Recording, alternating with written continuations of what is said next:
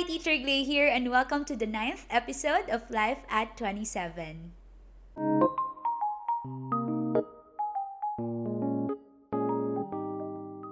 And I'm back with another episode of Life at 27, and today, kasama ko ang aking bestie. Pakilala ko Hello. muna, Pe. Okay, I'm Kaka. So, nakilala ko na si Glay simula pa lang nung Fetus. Hindi, simula nung high school. Oo, Pe. Oo, pero naging close talaga kami nung nag-college days. Yan. Pero ka-church Oo. kasi, churchmate, tapos doon kami nagkakilala. And then, high school nga tayo nagkakilala, pero mas close tayo na nung college. Same school. First year. Tapos, first time ko mag-cutting siya yung kasama ko. First time ko mag-cutting dahil sa ngalan ng pag-ibig. Siya yung Sa ngalan kasama. ng pag-ibig nating dal. So, siya yung kasama ko nun. Pero sa ibang, na lang yung kung paano kami nag-cutting. Pero Ape, gaya ng lagi kong tinatanong sa mga guests ko no, sa podcast na to, how's life? Sa personal naman, okay naman. Very fulfilled naman yung sa personal life. Pero, yun nga, pagdating sa work, medyo Super stressful. pagod. Bakit parang feeling fulfilled ka dun sa personal life? Wala lang, parang, mahal ako ng mga taong mahal ko. Yeah!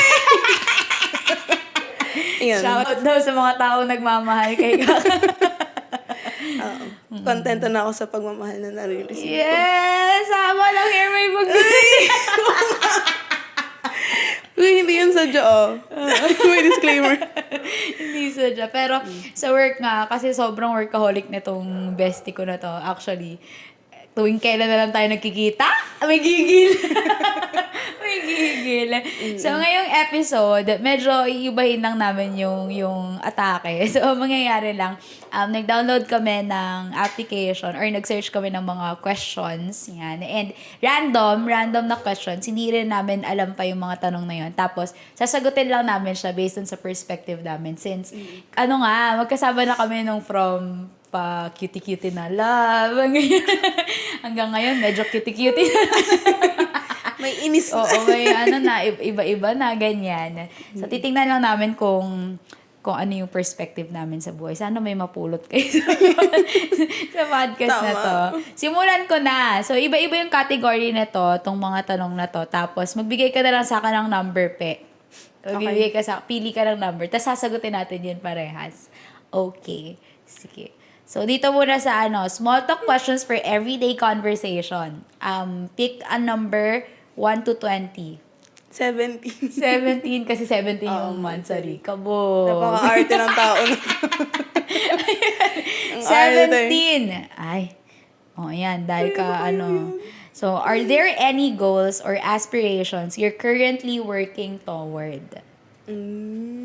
Pang na agad, Miss Universe Oo na nga agad. So, ang tanong muna, kung meron kang mga goals or aspirations na wini-workout mo ngayon, parang ganun. Ikaw muna. Ako muna. Ikaw muna.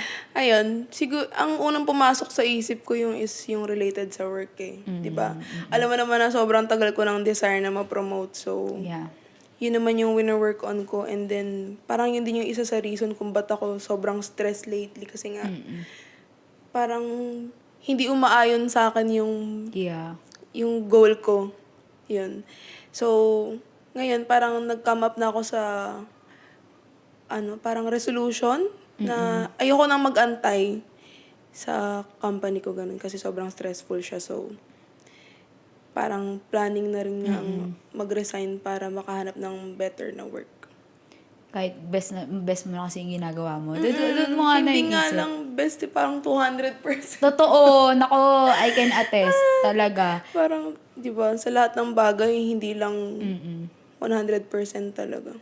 Yung binibigay niya. Ganun siya, all out siya dun sa work niya. Kaya lang, parang, yung promotion na iniintay, no, na naudlot ng naudlot. Pero dun mo makikita talaga na may mga bagay na hindi talaga natin control So, ang mangyayari na lang, magfo-focus ka nga dun sa kaya mo, or control mo, which is, yun nga, parang, ang resolution mo, Parang maghanap ng ibang work. ng ng ibang work. And minsan, maganda din siya kasi yung mga closed doors na ganun, minsan yun pa yung nagre-redirect sa'yo dun sa mas maganda pa pala. Mas maganda pang plano ng Lord. So, chill lang tayo sa life. Chill lang tayo sa life talaga. Hanggat hindi pa natin nakikita yung yung patutunguhan. So, ako din, sasagot din ako dun. Are there any goals? Parang parehas tayo. Kasi ako din, nandun din ako sa estado na pa-resign na din. Pero health concerns naman. No? Kasi yung health ko talaga parang ayaw. Ayaw na niya dun sa grabe nung work. So, kung may goal, hindi ko pa alam kung goal ba talaga siya. Pero parang iniisip ko pa kasi, ano ako after I resign. Parang ganun. So, hindi ko alam kung madaming goals talaga. Alam mo, madami ako palaging gustong gawin sa life. Goal-oriented Oo. Pero, lagi kasing leading towards yung goal na yun. Doon sa pagtuturo. Eh, ngayon, mag-resign ako sa teaching. Hindi naman talaga ko iiwanan yung teaching. Kasi mahal ko talaga yung pagtuturo. Pero yung yung sa work-related na iiwan ko kasi. So, parang ngayon, as in ngayon talaga, hindi ko pa alam kung what's next, no? What's next na ganun. Pero wala, lalakad ka na lang sa pananampalataya. Leap of faith din talaga yung pag-iwan ko sa work. Kasi nga, ay kailangan kong magpahinga. So, for a year, mag-rest ako. Pero yun, ewan ko kung nasagot ko yun. parang hindi ko nasagot. But anyway, ayun. Sige, ako naman pipili. 10 lang. Hanggang 10 lang. 7. 7. Are you involved in any hobbies or clubs? Hobbies? Ba't parang wala naman akong hobby ako? Parang wala naman akong hobby ngayon. Ay, hindi. Siguro ito, parang sa akin, talagang I see to it na every weekends, kahit super busy sa school, grabe Monday to Friday, sobrang grabe yung work ko. Pero I see to it na meron ako isushoot dapat talaga every weekend, tapos ilalabas na episode as much as I can. Kasi nga, parang para sa akin, hindi lang din hobby siguro yung pagpa-podcast. Isa na din siya, pero ministry ko na din kasi siya sa Lord, na parang kahit onti lang yung maministeran, wala yun sa akin. Kasi nga at the end of the day, parang ginagawa ko pa din siya para kay Lord. Parang ganon. Siguro ito, yung pag-start ko ng podcast, yun siguro yung isa sa mga kinabibisihan ko. And, medyo pagod, pero naman, parang na-enjoy ko naman siya so far. Ikaw, Pe, may hobby ka pa ba sa sobrang busy mo na? Oo nga eh. Nag-iisip nga ako, parang wala akong maisip. Na hobby talaga. Sobrang busy mo na, Oo, wala. Ang hobby mo ay maging busy sa trabaho. Parang before, nung nag-start yung year, nag-start ulit ako mag-journal. Ay, Kaso nga lang, nung sobrang busy na kasi talaga itong mga past few months. Kaya nahinto na naman ako. Pero yun yung na-enjoy ko siyang gawin before na nagde-design ako ganyan. Tapos parang naglilist ako ng mga ginagawa ko. Pero mostly work-related. work-related din. Oo, pero nag-enjoy ako na nagde-design ako. May naging hobby ka din na yung pinipaint, paint by Oo. numbers. Yun. Kaso nga, daming demands ng work. So, Pero as a workaholic person, Pe, yung mga hobbies na yon, ano ba siya? Parang nakatulong ba siya sa'yo to ease the stress? oo. Kasi, parang before, kahit weekend, nag-work talaga ako.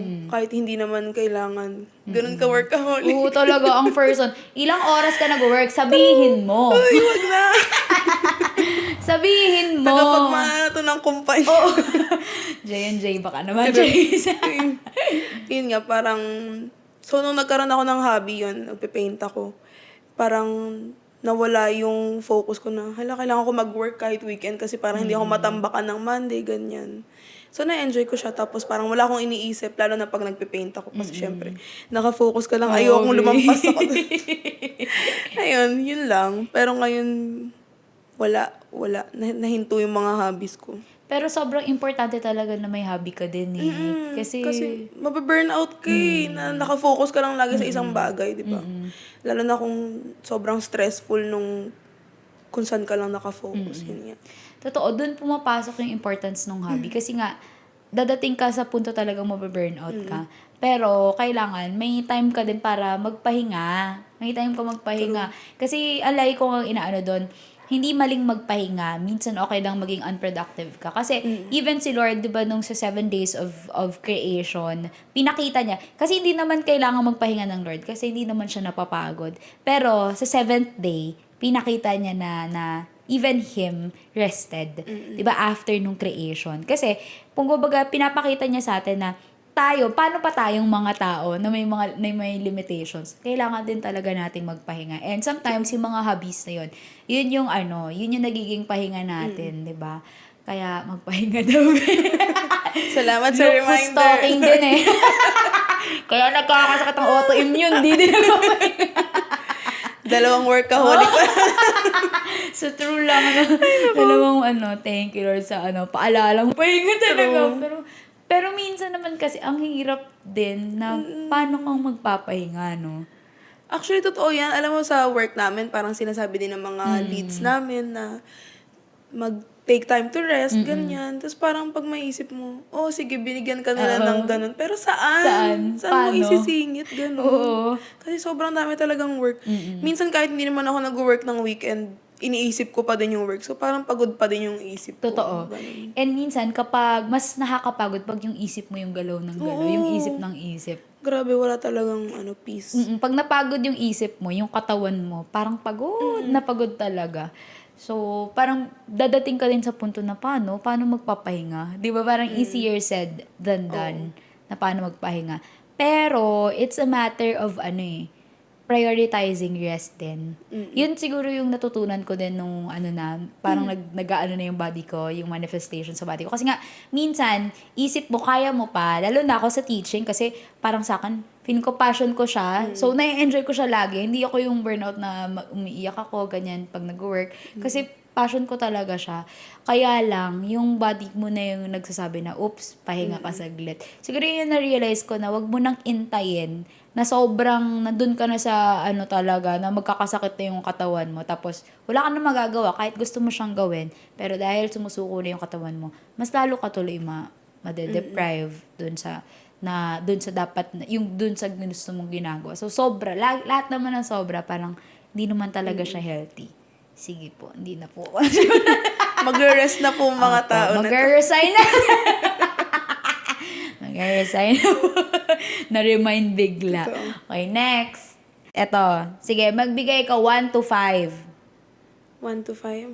4. 4. Ayan. Sa relationship, dapat ba open lahat including SOCMED accounts? Ibig sabihin dapat mo may access ka sa social media. Kasi since may jowa tayo, parehas. And Ako long muna ba? term, no? Oo, ikaw muna. Sige. Siguro sa, ba? Teka lang, gano'n na kayo katagal ni Sidel? Okay. Para may lang sila, context. Magti 3 years na kami. 3 years na sila. So, kami ng jowa ko siguro. Yung yung totoo o yung medyo malabo? Siguro yung gawa-gawa. 6 ganyan. 6 ganyan, hindi kasi sure. Oo. Pwedeng 8. True. Depende. Kayo na lang bahal. Kung gaano katagal nyo na silang kilala. Sige, Pe. Ikaw, sa perspective mo? Siguro, sa akin, hindi. Kasi, kapag may access ka kasi sa social media ng partner mo, parang nag-uugat ng mga problem. Ganyan. Katulad Problem ng, like? may nabasa siya na sobrang luma na yun. Siya o ikaw? Charis! Siya. Ayaw umamin. Ayun nga, parang pag may nabasa, diba? Tapos nagagalit, ganun. Kaya, pangit. Pero, ako, aminado naman ako na may access ako sa social media ng boyfriend ko.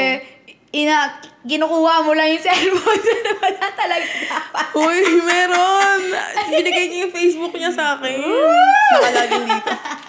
Sige, charin. Pero ayun nga, siguro yung something na proud naman ako sa sarili ko is na-overcome ko na rin yung pag-overthink ko na hindi ko na binubuksan madalas yung accounts niya. Kasi nga, ang pangit eh. Ang talk din niya talaga. Na binubuksan mo yung account. So, ano bang gusto mo mangyari, di ba? Parang gusto mo lang bang hulihin na lang? Pangit siya. So, dapat trust your partner.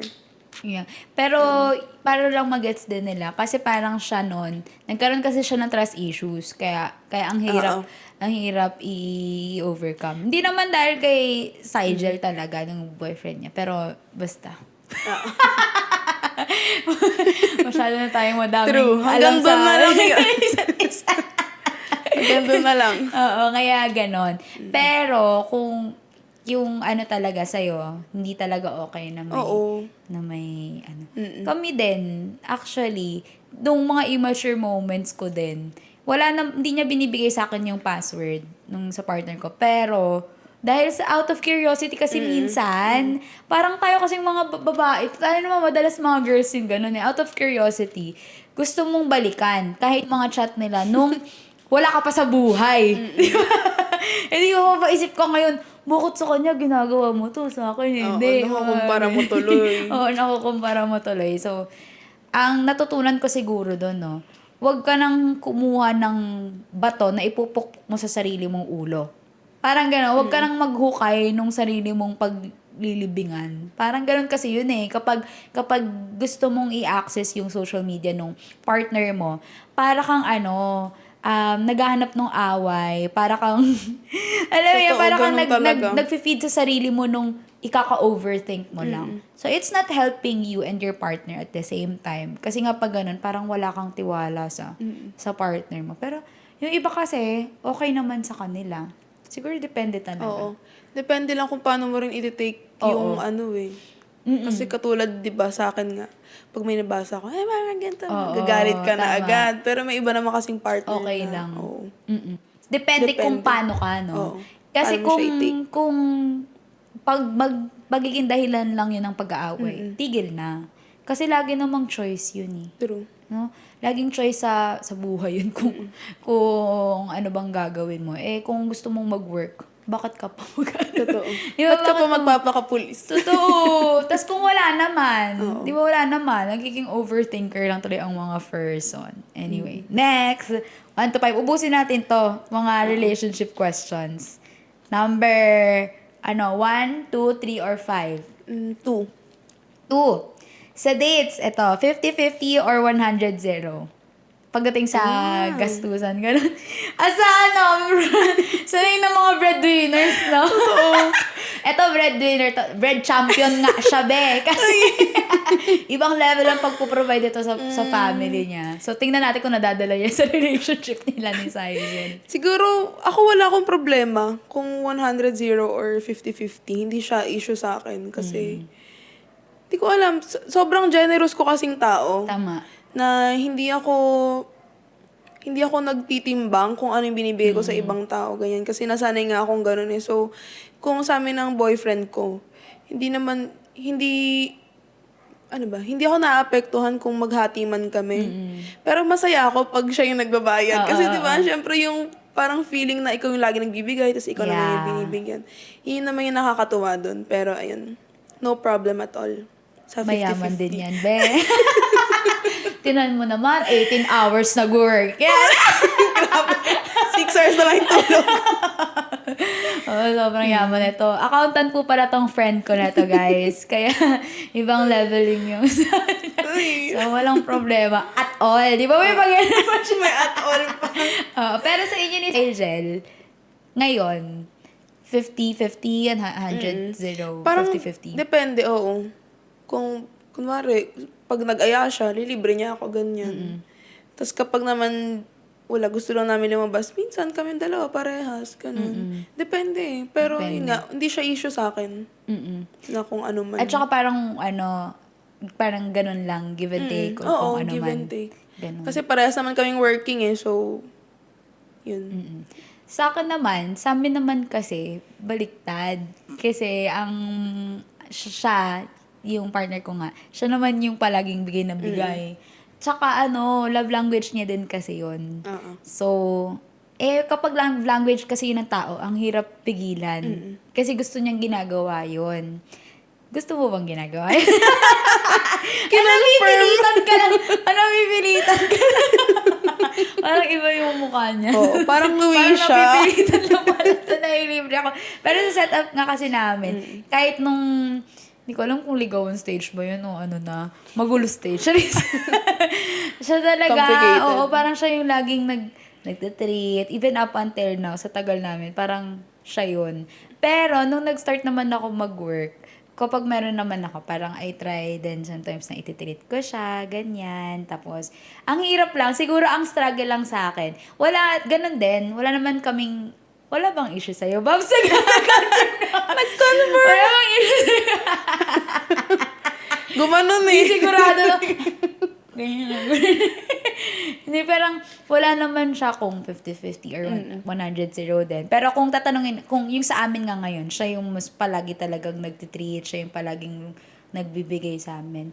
Pero parang sa kanya, hindi rin siya ganun ka big deal. Kasi nga love language na yun. Eh kapag yung mga taong love language na yun, ang hirap na napipigilan mo sila. Kasi yun yung way nila para mag-express talaga nung love. Yes. Tapos ganun din yung na-appreciate ko kasi nga parang ako din alam mo yun, sa ibang tao, lalo na sa family, parang laging gusto mong give ka magbigay ng gift, na magbigay. ganyan. Tapos, minsan, tayo pa, ang kadalasan pa niyan, dinedeprive natin yung self natin, di ba? Parang nagigilty tayo pag sa sarili natin. Pero ang nakakatawa kasi, ang Lord talaga, alam niya na ganun tayo. So, binigyan niya ako personally nung partner na isuspoil naman ako kasi ako nga sa self ko, parang di ko siya magawa. Kasi ewan ko, parang nagigilty ako pag sa sarili ko, pero pag sa family, parang, sige, go, ganyan. Yes, blessing. Yung mukha niya. Hindi daw. Oo, hindi daw. Nagsisisi na. Okay, next. Babasahin na lang natin. Number 3. What's your dream wedding? What's your dream wedding? Ando na ba kayo pa sa estado na parang you're talking about marriage? Oo. Tsaka yun nga, parang currently sa start na nga mag-ipon. Diba? Kasi syempre tumatanda na tayo. Truly. 27. Ito na yun. Ito na yun, guys. Diba? Siguro sa dream wedding, garden wedding ang nasa isip ko. Pero, meron kasi akong specific na nakita before sa Facebook na yung parang nasa taas siya na hill. Tapos, ang daming parang Christmas lights, ganun, na yellow, ganun. Yun yung gusto ko. Kaso parang medyo mahirap siyang i-achieve kasi, syempre, alam mo na, medyo Madami. expensive. Pero ganun yung gusto ko na, ang magical nung itsura. Ganun. Oo. Ganun din yung yung peg. Ako naman parang sa wedding, gusto ko din yung parang kasi hindi naman super solemn, pero ganun din yung feeling. Kaya gusto ko talaga, kung dream wedding, dagat. Kasi parang alam mo yun, yung pag na-imagine ko na habang nag-vow kayo, may tunog ng dagat. Tapos yung, yung venue yung inaabot ng wave. pero ganun yung nai-imagine ko. Pero in case na hindi kaya, kasi nga expensive din siya, garden din. Pero gusto ko naman yung medyo forest yung dating. Tapos Adam and Eve yung suot namin. Hubad lang dahon. Pero parang fairy din yung dating. May mga lights lang din.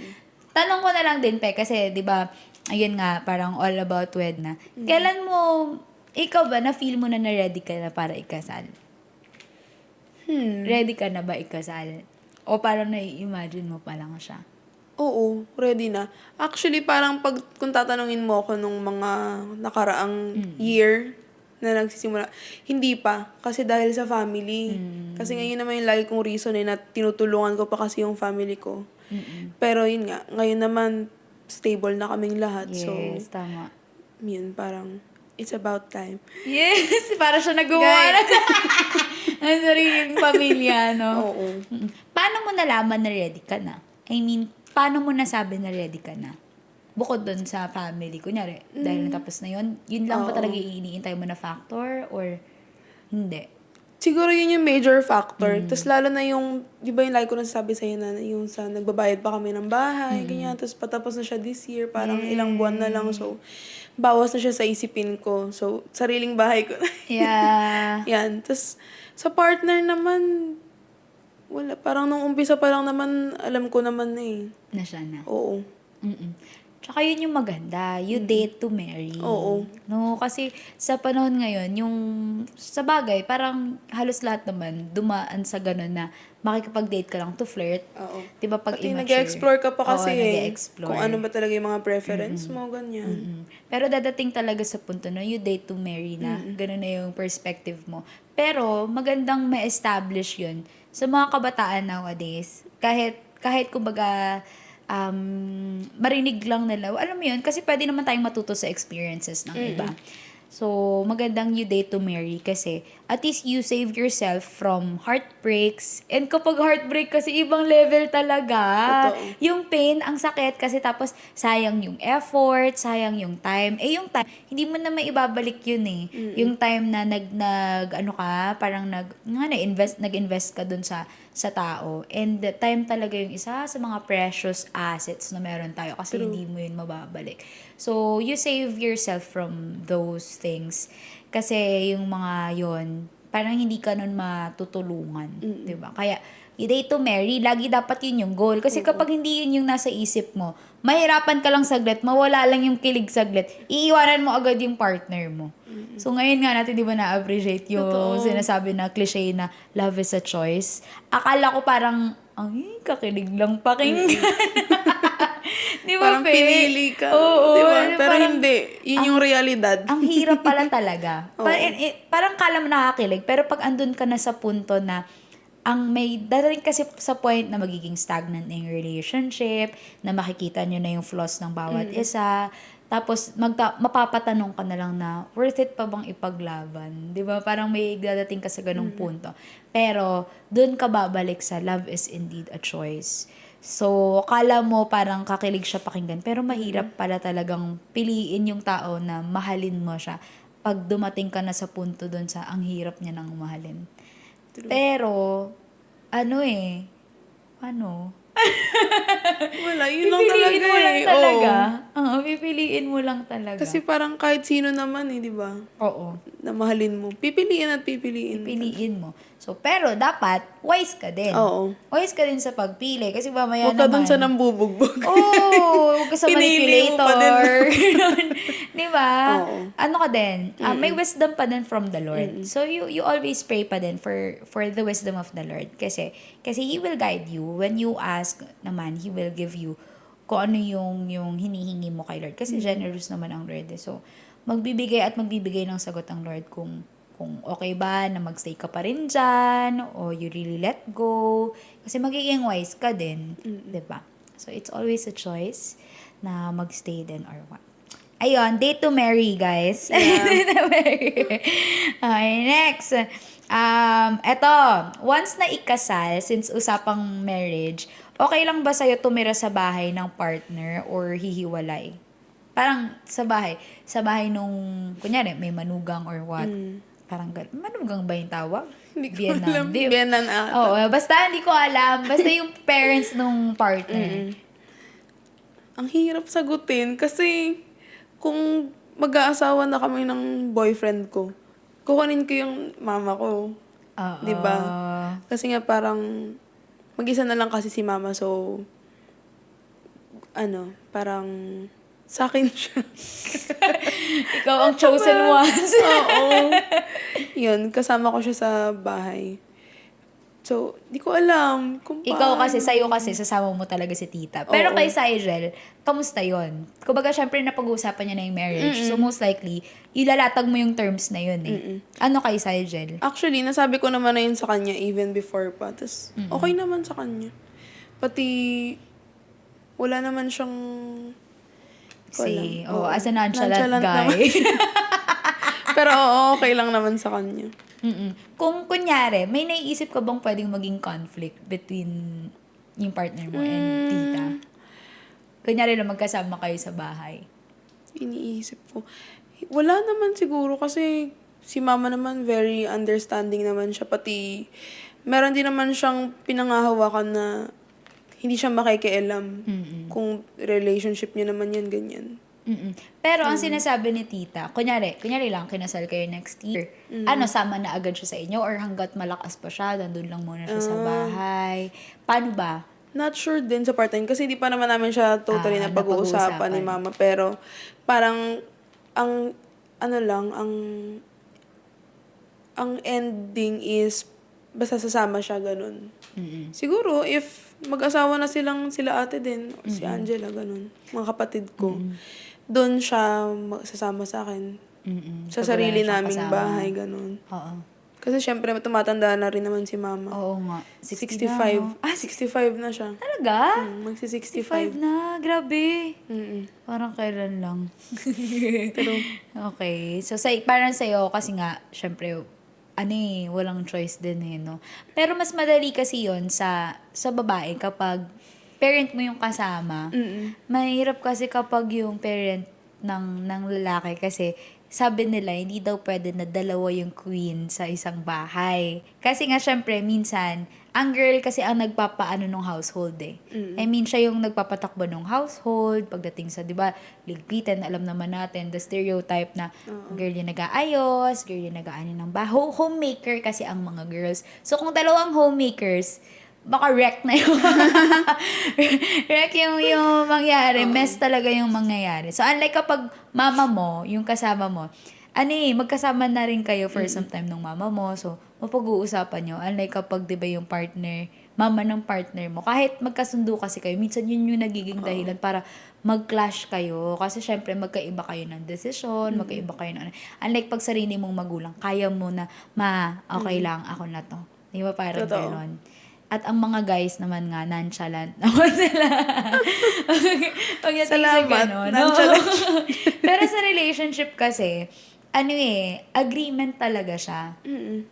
Kasi buti okay siya kay Sigel. Kasi may mga guys naman na hindi siya okay.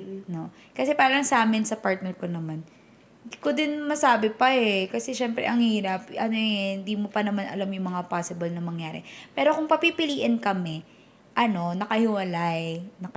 Ganun yung usapan namin. Ganun yung agreement namin. Pero syempre, pag dumating sa point na yung kunyari, kahit yung sa mama niya o kaya yung sa mama ko, di ba, hindi naman mapag-uusapan pa din.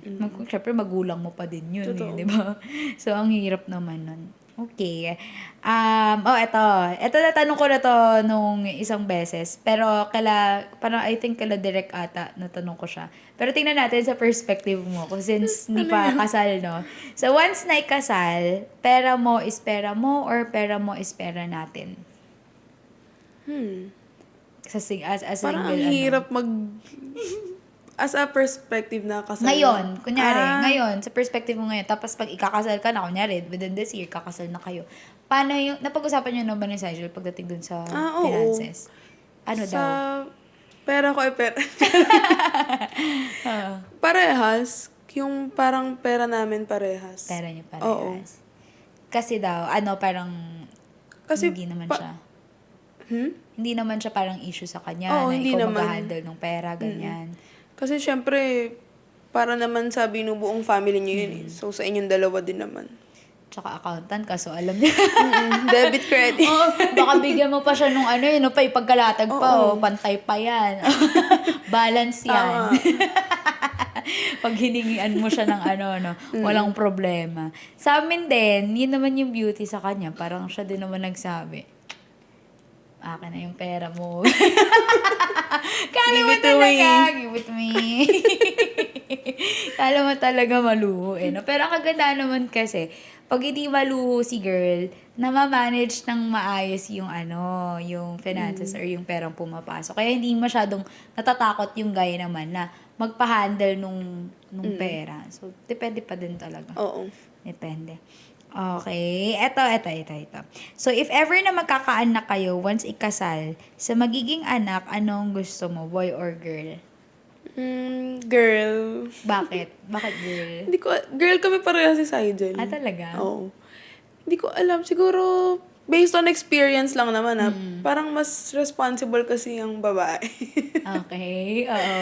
Ayun lang. Parang sa mga nakikita kong mga family na lalaki yung panganay, parang hindi maganda yung Or siguro, depende rin naman sa family yan. Pero yun yung preference namin. Pati, gusto ko yung mini-me agad para, alam mo na, maayusan. mga kaartihan, Oo, ganyan. Yun maayusan. talaga yung parang isang reason din eh. Ay, si Sigel, bakit girl gusto niya?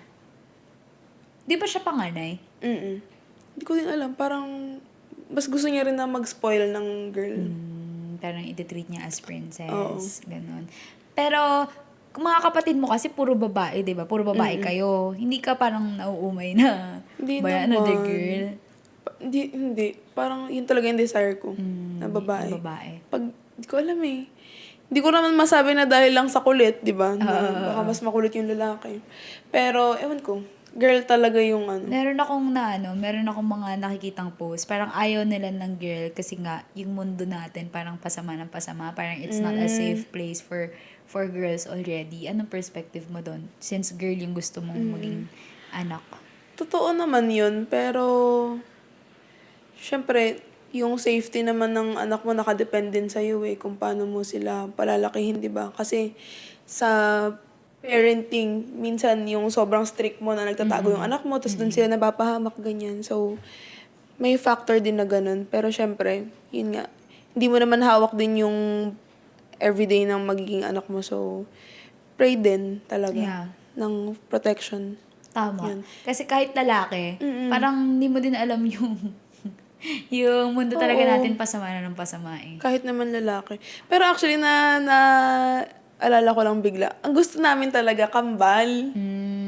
Yun. So, kung kambal man, babae at lalaki. Oo, tigisa na. Oo, para... Tapos na. Oo.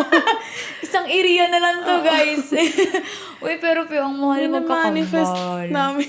Dapat ko talaga, parang financially ready ka. Kasi, isa pa lang anak mo, 20K na ata. 20K na in a month para dun sa expenses ng bata. So, imagine 20K. So, 40K a month. Tapos sabay pa sa lahat ba? Hanggang paglaki, hanggang mag-aaral. Mahal magkaroon ng kambal. Pero, pag-iisipin mo kasi pag magbubuntis ka, di ba? Para isahan na lang din. Isahang hirap na lang. Totoo. Ako din, nung una, dati gusto ko male. Kasi parang ako yung panganay, so parang feeling ko, naghahanap siguro ako ng kuya figure.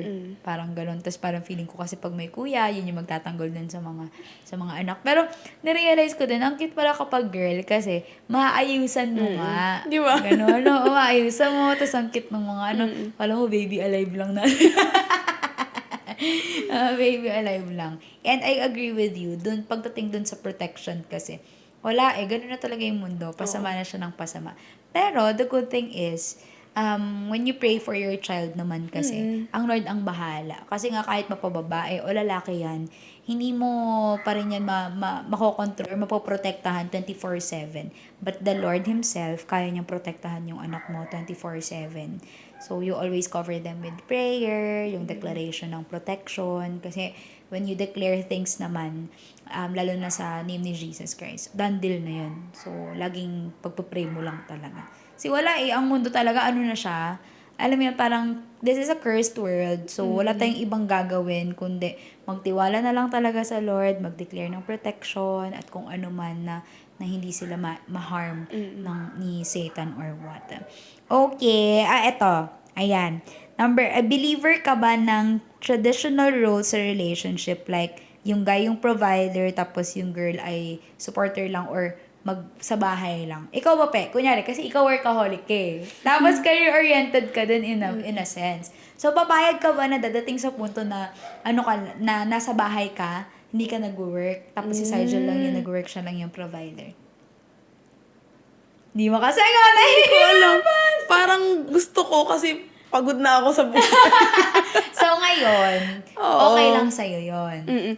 Pero siguro kung nandun ako sa future na yun, parang hindi ko rin kaya na nasa bahay lang. Parang gusto ko pa rin talagang mag-work, ganun. Kasi, nasanay ka na nag-work. Na parang may sarili rin akong pera, ganyan. Pero, paano kung may anak na? Sinong mag-aalaga si tita na? Binigyan pa ng Hindi, ayoko din. Siguro, kung if ever man na mag-work pa din ako sa future, yung nasa bahay lang din para kasama kong, di ba, lumalaki yung magiging anak, ganyan. Ayun. Pero yung sa traditional na gusto ko yun na provider yung magiging asawa ko. Siyempre kasi, pag nag-family ka naman, gusto mo bilang babae ka, di ba? Gusto mo may Dehan. Oo, may Dependehan? Ano Basta ba? may madedepend ka. Makakapag-depend ka sa partner mo. Yun. Kasi yun yung mo no? Kasi nga parang ikaw din yung naging breadwinner ng fam for a long time. Pati Longing ka dun. Oo. Ayun nga, parang sobrang independent ko din. Oo. So, gusto ko naman na, yun nga. Ikaw Ako naman yung magiging- dedepend Oo, sa oo. Totoo. partner. Totoo naman. So, parang sa'yo, as of the moment, medyo yung sagot mo medyo contradicting Oo. kasi gusto mo na medyo ayaw mo. Mm-mm. Parang ganun. Kasi nga hindi mo rin alam. Ako naman, kung tatanungin ako, dahil career-oriented din ako, parang hindi ko, ngayon sa estado ng buhay ko ngayon, parang hindi ko mahirap pa kaya mag-ano. parang hindi kasi ako homey. I mean, paano ba? Tama ba yung homey? Parang hindi ko kayang magsabay ko tulad yung ginagawa ni mama na ikaw yung tagaluto, ikaw yung tagalinis, tagalaba. Parang hindi ko siya kaya. Tapos parang hindi ko kaya na hindi ako mag-work. Kasi nasanay nga ako ng ganun. Na nag-work. Siguro it's not about the money anymore. Pero yung parang sa akin, hindi ko kaya na nasa bahay ako. Kasi nga hindi ako malinis, hindi ako gano'n, wala ako alam, hindi nga ako marunong magluto eh. Alam mo yun? Kasi yung iba, gusto talaga nilang mag-housewife. Wala namang masama sa pag-housewife eh. Preference talaga. And sabi ko nga sa'yo, mas mahirap pa mag-housewife kaysa magtrabaho ka sa office eh, di ba? Kasi araw-araw, yun yung gagawin mo, yung daily task mo. And hindi siya biro talaga. Hindi siya biro. Mas saludo ko dun sa mga housewife talaga. Sa totoo lang. Kasi nakikita ko si mama parang, hindi ko yun kaya. Hindi ko yun kaya. So, pero ako, parang sa nakikita ko skill ko, sa kaya kong gawin, parang hindi ko yun kaya. Pero, syempre, who knows? Hindi naman natin alam. Pag naging nanay ka naman, Sa magkakaroon tawag ka na ng rin. pangangailangan. Kasi, ganun din naman yung desire ko. Ayoko namang ipapaalaga ko sa iba yung anak ko. Kasi, syempre, ako din as a teacher, gusto ko din kung yung ibang students nga naaalagaan ko, nag-guide ko sila. So, how much more yung sarili kong anak. Gusto ko din silang i-discipline as well. Ayan. Sige, Pe. So, kung eto na, siguro last question ko na to. So far, sa buhay, kasi natatanong ko naman to sa mga guest ko, what's that one thing that you have learned so far in life na gusto mong ma-share? Kapag yung life lesson na natutunan mo and na gusto mong i-share sa kanila.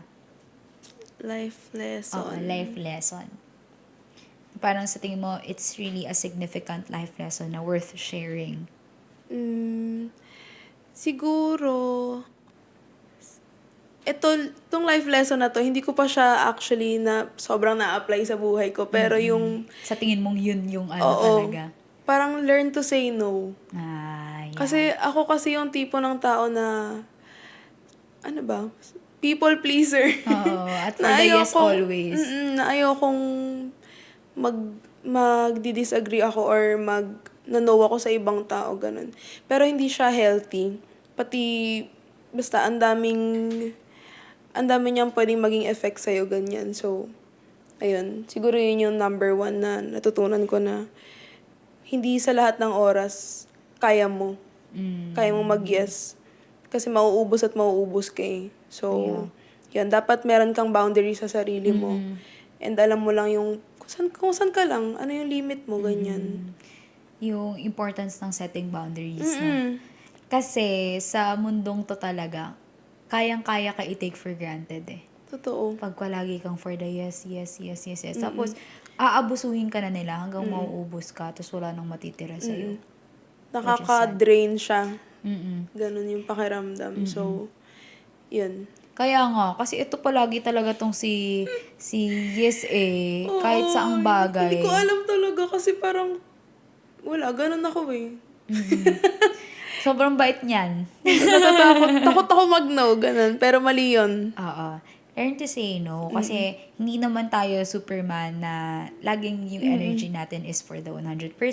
Tapos siguro isang factor nga yun kasi na you want to please everyone. Kaya ayaw mong mag-no. Pero do not be people pleaser. Kasi if yun yung gusto mo na laging validation yung makukuha mo sa tao, hindi mo yun makukuha. Kahit best na nga yung gawin mo di ba? Ipakita mo sa tao. Yung ibang tao niyan, titingnan pa din kung yung magkamali ka na isang beses, yun yung titingnan sa'yo. So, kung ang goal mo ma-please lahat, wala, mapapagod kang mabuhay. Mapapagod kang mabuhay. Kasi, hindi mo kayang gawin yun. Yung nga sinasabi nila lagi, we can never please everybody. So, kaya, just be you, and the right people will appreciate ikaw.